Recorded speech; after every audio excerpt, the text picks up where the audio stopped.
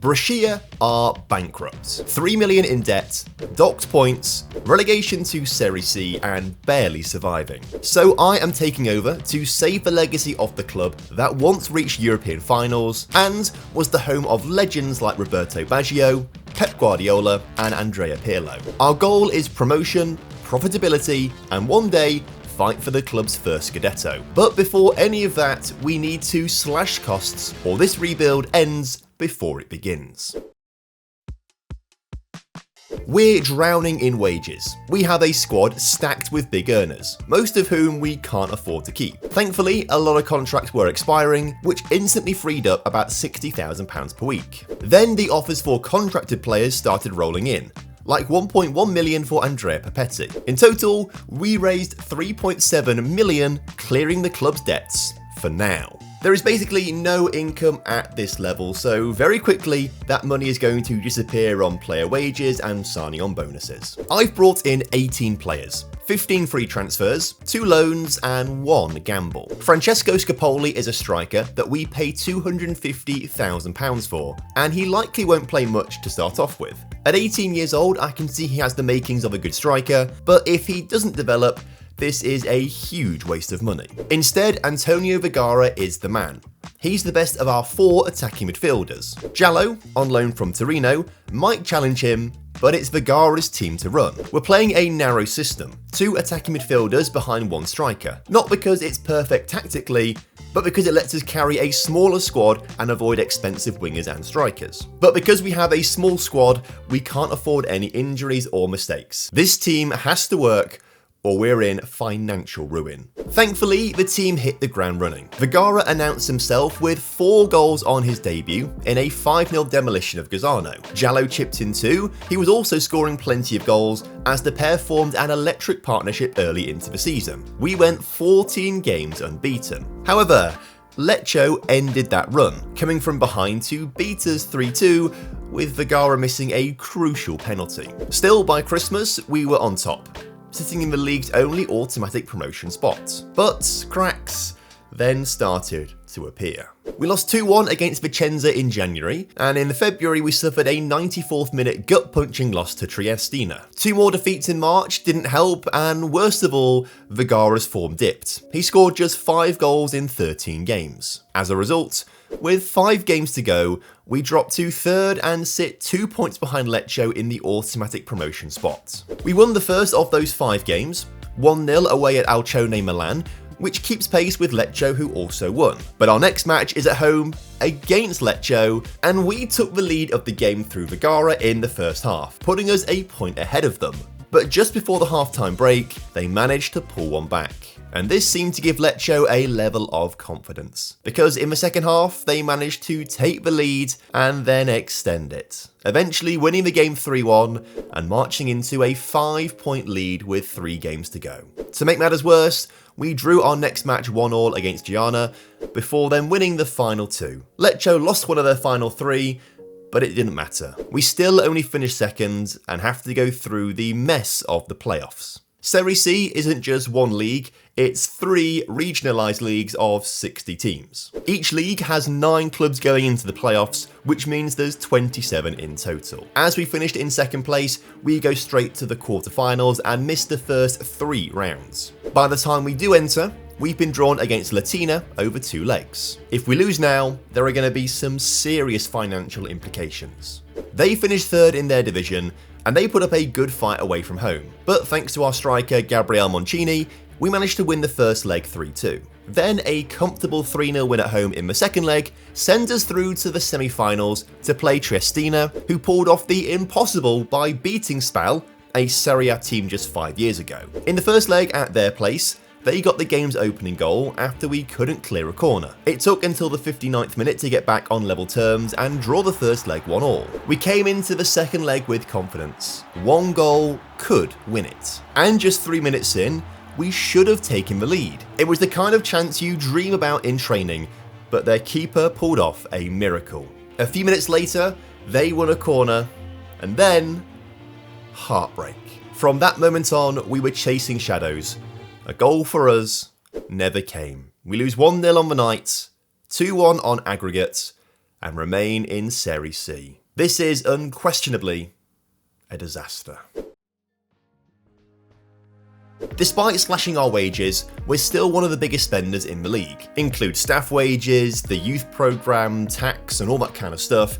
We are hemorrhaging money. At the start of season 2, we're £2 million in the red. If we don't get promoted this season, it could be curtains for the rebuild. We've saved money by utilising the loan market, but we've also added some big names in Dele Alli and Mattia De Sciglio to add some elite experience to help us achieve promotion this season. But our biggest upgrade was promoting last season's backup striker, who we paid £250,000 for, to be our first string striker. Francesco Scapoli scored twice in a 6-0 win on the opening day of the season and then never looked back. He scored braces against Trento, Albino Leffe, Renate and capped it off with a hat-trick away at Provercelli, as we went unbeaten in the first half of the season, topping the table by 6 points. Francesco kept scoring in the second half of the season too, keeping us winning games and increasing the gap to second place. Of course, there are more than just Scapoli contributing to our success. Vergara was still scoring plenty of goals, and the defence was so good there were barely any highlights showing what they were doing.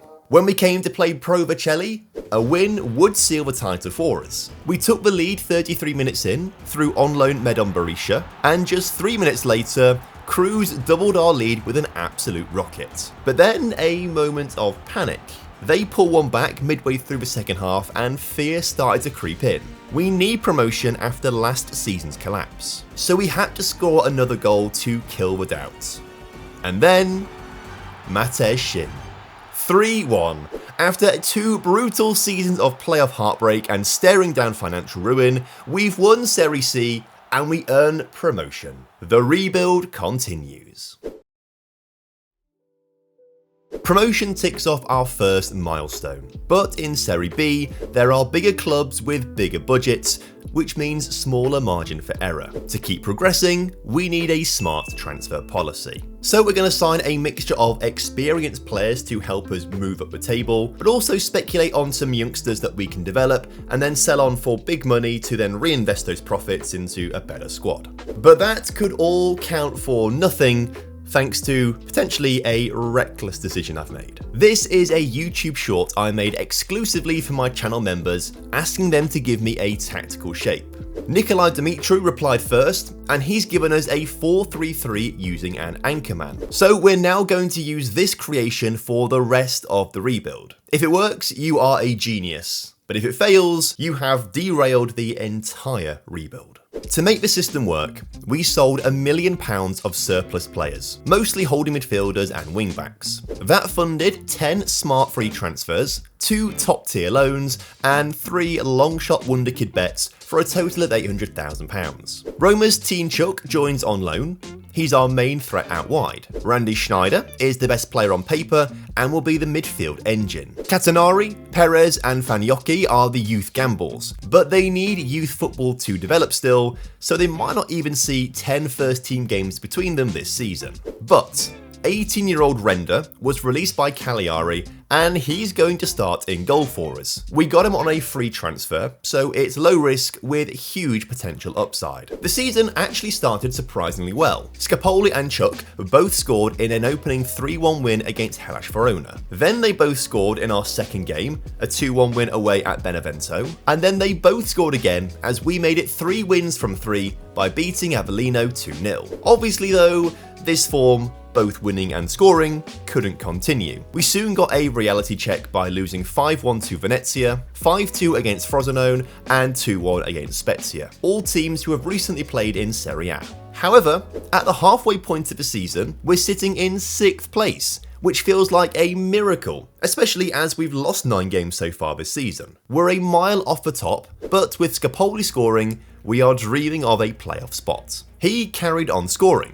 His goals helped us beat Benevento 1-0, Catanzaro 3-0, and Frosinone 2-1. Scapoli wants his shot at Serie A football, and he was dragging us up there with him. But fatigue was setting into the team, and the deeper into the season we went, the clubs with bigger budgets and more players could rotate and kill us off at the end of matches. There were a number of games where we went from drawing late on to losing, and it was our inability to draw matches that in the end cost us. We drop to 9th and miss out on the playoffs by 3 points. Incredibly, we finished this high up the table after losing 18 games. So it is frustrating to have missed out on the playoffs, but in our first season in Serie B, we have massively overachieved. And as a result, there are some bigger clubs interested in our key players. So I think it's time to cash in on these guys and move them on. Last summer, Scopoli signed a 4-year contract, which means we're now in control when the bids come in. The early offers were too low, but after some tough negotiating, Serie A side Cagliari and Serie B side Como both agreed to 6.5 million and 40% of any future profits. We know he has a hunger to play in Serie A, so obviously he accepted the Cagliari offer. Scopoli, you are a club legend. First of all, we salute you, and then we hit that subscribe button in your name. It's what he would have wanted. The board are going to let us reinvest nearly £5 million, so we have a lot of work to do. We made 6 incredible free transfers, including Sepp van der Berg and Marco Canna, who are huge upgrades at the back, as well as taking a gamble on 2 youngsters for £800,000. Benko is a Slovakian inside forward who's going to start on the left-hand side, whereas Mazzanti is an Italian right-back and is the best that we have in that position. I used the rest of the budget on upgrading our training facilities for 1.8 million and the youth facilities for 1 million. So far, we've had some good players come through the youth academy, and now it's time for one of them to start. Gianmarco Santapia is a right winger who came through our season 1 intake and is ready to start and score some goals this season. Will he become our homegrown hero? Well, maybe this season was a bit premature, as he only scored 1 and assisted 4 goals in the first half of the season. Benko on the left wing wasn't much better, with 1 goal and 5 assists. But striker Fagnotti, who we brought last summer to be understudy to Scopoli, was doing well. He scored 9 goals in 19 games, which put us in a good position at Christmas. We're 5th in the table, which is a playoff spot, and we're just 2 points behind Perugia in 2nd place. So we kicked on in the second half of the season and got into a nice bit of form in the new year. We went 10 games unbeaten, winning 6 of them, and beating big teams like Palermo 1-0, thanks to a penalty and league leaders Crotone 3-0. It also helps that both inside forwards, Santapia and Benko, both upped their scoring numbers. So incredibly, we end the season in 3rd place, just missing out on automatic promotion. The playoffs work like the National League in England. 5th to 8th play in the first round to earn a shot of playing 3rd and 4th in the semi-finals. Venezia beat Salernitana, so now we face them over 2 legs, starting away from home. We took the lead through Sepp van den Berg before winning the game 2-0 when a shot was deflected past the keeper. We looked to be cruising to the final when we took a lead early in the second leg and then scored again 10 minutes from time to take a 4-0 lead. Venezia did then score twice in the final 10 minutes, but it was all for nothing. We make the final and have a shot at promotion to the promised land of Serie A. We face Udinese, the league's biggest spenders on transfers and wages, over 2 legs. Centre-back Pastina gave us the lead from a recycled corner, but Udinese pulled one back 75 seconds into the second half. 11 minutes from time, we thought we'd won the first leg when backup winger De Stefano scored from an acute angle. But we had a late collapse, as in the 91st minute, we fell asleep and allowed Udinese to draw the first leg 2-2. At our place, we have to focus up, but it wasn't looking good when Udinese took the lead. It wasn't until the 52nd minute that we were able to pull a goal back, but just 5 minutes later, Udinese were in front again thanks to some poor defending. But just 3 minutes from full time, we scored a really nice goal from the edge of the penalty area, but as we were expecting extra time to come, the players switched off. In the 92nd minute, we left their centre-back wide open in the penalty area, and he punished us. Udinese win 5-4 on aggregate, and we're doomed to another season in Serie B. After we get paid by sponsors, we're just about breaking even. This means we have £3 million to spend, but barely any room in the wage budget, so we have to sell. Thanks to the model, we've made profit on striker Fagnotti, goalkeeper Renda, and centre-back Perez, who never actually made a first-team appearance for us. This has allowed us to spend big on a new crop of youngsters and a few older heads, to give us our strongest team yet. Amiche Corona takes over in goal. He might be a slight downgrade, but he has just played a full season in Serbia's top flight. Ziegler arrives from PSG's scrap heap, which probably means he'll be good enough for half of Serie A once he develops. But the real headline is Benedetto Salami. The Italian under-19 international has bags of potential. Is he the one who fires us to promotion? Well, it certainly took him time to settle into the squad, as he failed to make much of an impact in the first half of the season. Luckily, our two young wingers, Santapia and Benko, made a leap in their second season starting games, scoring more frequently, and thanks to their goals, we were having a really good season. Despite 5 losses, we sit top of the table, 6 points clear of the playoff spots. This is looking very promising. However, perhaps nerves were getting to our young squad. Cracks began to show as we lost to Triestina and Moderna, whilst more draws were starting to creep in as we conceded late in games. Fortunately, Salami was now finding his feet and scoring more frequently, so we were still winning a good number of matches. But with 5 games to go, we slipped down to second place. We cannot slip up again in another crucial moment. We need this promotion. We won our next game away at Empoli 2-0, but there was another slip up against Palermo, as with 15 minutes to go, we were leading 3-1, but by the time the ref blew for full time, we'd drawn 3-3. Incredibly though, Pescara lost both of their games, so we're back on top. But it's a 4-horse race for 2 automatic spots. Thankfully, we beat Venezia 3-0 in the following game to reduce the chase to 3. Salernitana then drew, which means we could seal promotion in the next match. But playoff chasing Spezia will not be easy to beat. Early on, they made a mistake and Santapia intercepted a pass. He raced forwards into the penalty area, put in a low cross, and Salami was there to tap in the opener. An hour in and Santapia was on it again, this time cooking the ball back to the edge of the area, but eventually the shot was tipped behind. A few minutes later, he had a chance to score himself, but again, the shot was tipped behind by the keeper.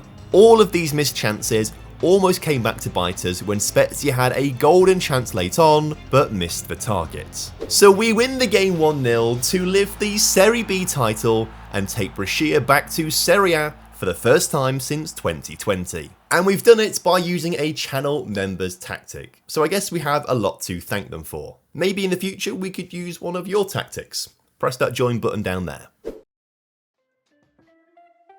Having sold lots of players for money, I think we've now ticked off our second milestone, but now we need to reinvest our profits in order to survive. We've made it to Serie A, but now everyone expects us to fail. We have 1 season to prove that we belong, because if we go back down, we might not come back up again. We have a small budget, so we need to still sell players to take steps forward. Luckily, we raised 23.5 million by selling assets, like Benko, who was tough to say goodbye to, but it shows the model is working. 9 million then went on upgrading our training and youth facilities, and another 9 million went on new players. We've picked up a real mix of top flight experience and youth. Vittorio Mengioni becomes our most expensive signing, and I have high hopes for the 20-year-old who featured 16 times for Napoli last season. With 14 caps for Bulgaria and costing us 1.7 million from CSKA Sofia, Georgiev better be developing into the next Roberto Carlos.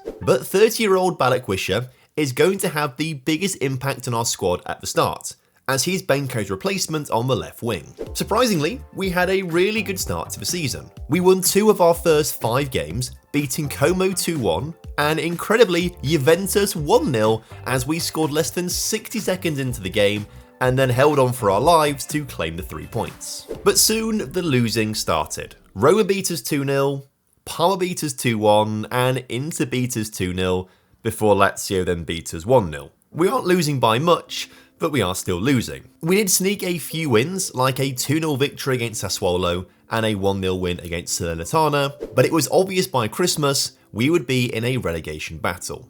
We're 14th in the table, just 4 points above the drop zone. I think our issue is in attack. Balikwisha was the only player up top who seemed capable, as he scored to beat Udinese and Lazio. Despite the losses, I don't think we're bad defensively, It's just our lack of potent attack that puts us under pressure. Again, we're only losing by 1 goal most of the time, causing us to drop down the table. By the start of April, it's even tighter. We've dropped to 16th and are just 2 points clear of the relegation zone. To make things worse, we only won one of our next 4, a 1-0 win against Pisa, which keeps us in the same position. We're still 16th and 2 points clear of the relegation zone, but we still have to play Salernitana and Bologna. And we picked up a huge win over Salernitana, with Dutch midfielder Diego Youngblood scoring the game's only goal. This gives us a 5-point gap over Bologna. We then managed to steal a late draw against Atalanta, meaning if we avoid defeat to Bologna next, we survive the drop. But Bologna were fighting for their lives. Early on, a shot from distance was only just pushed away by our keeper, and it seemed like we were nervous in front of goal. Salami's effort went high and wide. Both teams were showing us why their attacks were no good this season. Bologna blasted a shot across the face of goal, whereas when we had an attack, Salami missed the ball, Sanzapia did arrive in time to score, but then Salami was blocking the keeper from an offside position, meaning the goal didn't count. To make matters worse, Youngblood, who had been one of our bright sparks this season, was given a straight red card. But if we can hold on for 45 minutes with 10 men, we ensure Serie A survival. However, we went one better. Balikwisha won the ball in Bologna's half, received a pass from Sanzapia, and then gave us the lead. To make things even sweeter, 66 minutes in, Sanzapia then doubled our lead. Our homegrown hero got the assist that won us the Serie B title, and now he's scoring to keep us in Serie A. At this point, Bologna collapsed, as we managed to score a 3rd goal and then a 4th, to seal the win and survive in Serie A. Maybe we should play with 10 men on the pitch more often.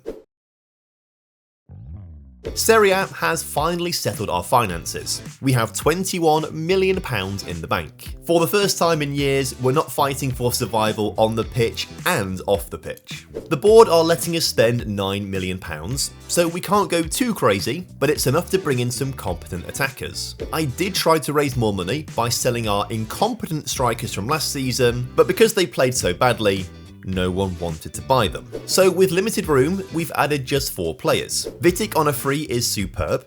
He's a defensive wall and arguably our best player on paper. Sarr is a 19-year-old centre-back released by Generation Foot, and he looks packed with promise. And then we signed 2 20-year-old Italian attackers from Empoli. Colonna scored 12 goals last season, whereas Krupi scored 17. Both can play wide or central, so we have some options with them, but they are untested at this level. I was hoping they were going to be incredible stars for us, but then reality stepped in. And so did a player that I tried to get rid of over summer.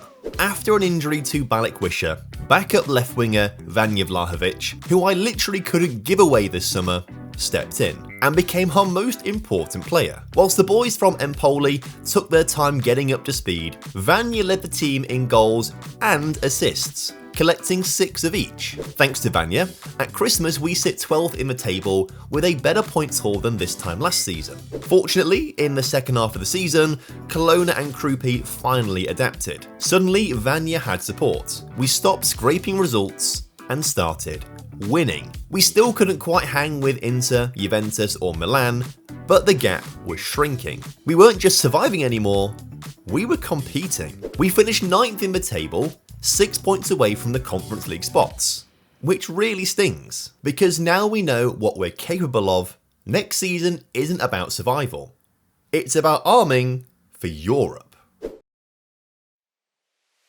Now we have some money to play with, as the board gave me 16 million. We cashed in on Vlahovic after his amazing season last time out, as well as selling Balikwisha. We raised 12.25 million, giving us our biggest war chest yet. We spent 21 million arming ourselves for an assault on European spots. Sasha Klein is our most expensive signing ever, which feels weird to be saying about a right back. We also had our first foray into South America, and signed Espinoza to be our new anchorman. Boris Vidic and William Gomez both arrive on frees to replace our outgoing left wingers, and I was really happy with both of them. But then we found him. Viktor Senov, a 19-year-old world-class inside forward just chilling out in Bulgaria, and available for the paltry sum of 4.1 million. This man will be a game changer. He had an immediate impact when he scored a hat-trick on his debut in a 7-0 thumping of Pisa. With Senov leading the charge, I started experimenting with rotating our attack now that we have so much depth there, and players like Santapia were fighting their way back into contention to start. Suddenly, we weren't scrambling when someone got injured. We have depth, we have weapons, and we're not afraid to use them. By Christmas, we sat 6th in the table, not by scraping results, by dominating games. It's not a matter of if we make Europe, it's a matter of which competition are we going to make. Zenov was still leading the team by example, as he racked up 30 goal contributions across the campaign. No longer were we trying to hang in there with the big boys, we were one of them. We beat Inter Milan 2-1 and managed to leapfrog Juventus by beating them 2-0. Incredibly, we achieved a 3rd place finish this season and secured Champions League football. After years of battling bankruptcy and playoff failure, we're now eating from Europe's top table, and we're so close to completing this rebuild. Next season is Scudetto or bust. We've been given 26 million to spend, but if we want to win Serie A and compete in Europe, we need more. We gave ourselves 50 million to spend with the sale of fringe players and youngsters who never developed in the way that we thought they might do, like Colonna and Sarr. Now, if there's one thing I know about Football Manager, it's that you will always find someone younger and better playing in South America or Eastern Europe. And I shopped there exclusively for untapped quality, spending 27.5 million. Goran Mikic is the best from Europe, and at 23 years old he could still get a little bit better. But by far the best player we signed is Marcelo Mendes. He's a 6'4", aerially dominant finishing machine, and if he doesn't score 30 Serie A goals this season, I don't know who could. He had a wonderful start to the season and quickly got settled into our way of playing football, and he was our top scorer in the first half of the season.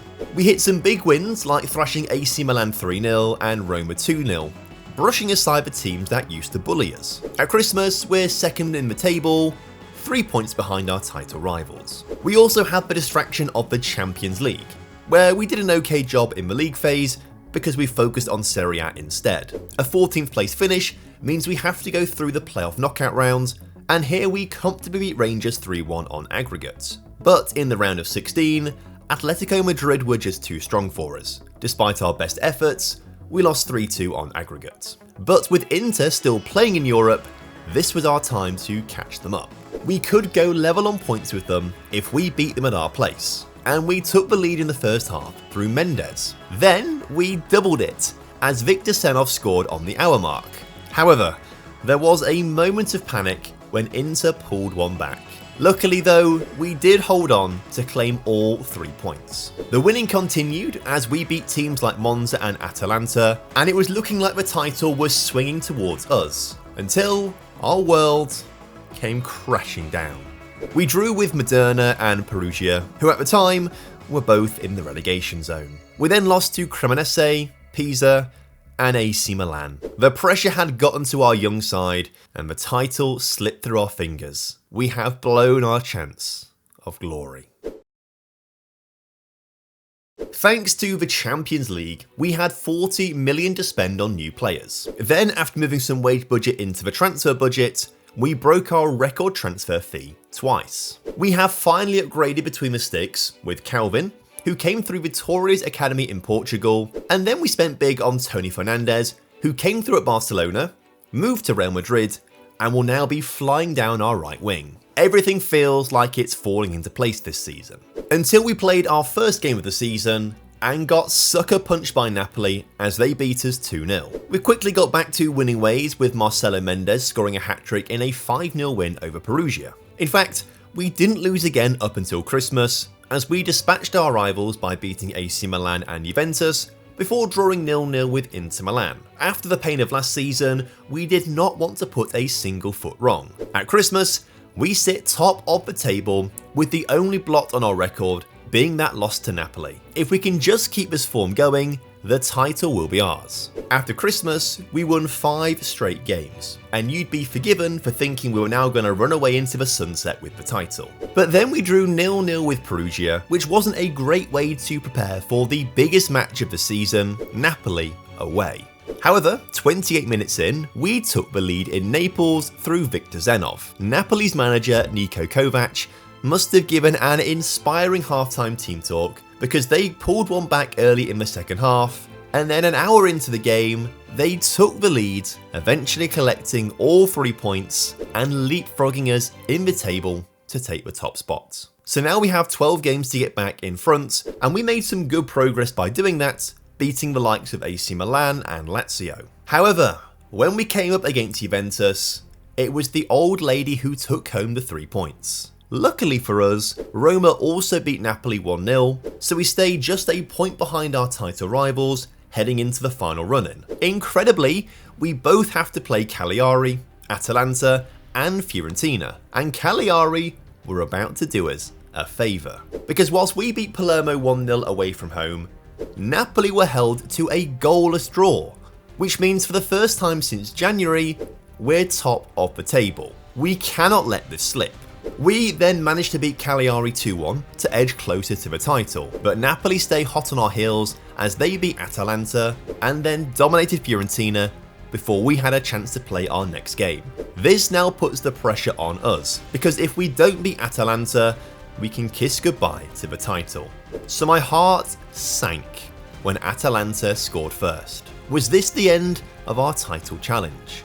Not according to holding midfielder Hidvegi, who pulled us back on level terms. And then, Super Sub Krupi scored a late goal to put us in front and secure the win. After 10 long seasons, every transfer gamble, goal scored and point earned led to this moment. Beat Fiorentina and we're heroes. Lose and everything we've worked towards would be for nothing. Early on in the game, we were playing some wonderful passing football around the Fiorentina defence. But in the end, the shot from distance was pushed around the post by the keeper. A few minutes later, following a cleared corner, the keeper pushed another effort away from the target. Having not capitalised on our chances, it was now Fiorentina's turn to come forwards. They advanced down the far side, got into the area, and a powerful shot was parried into the path of a Fiorentina attacker who put the ball into an empty net.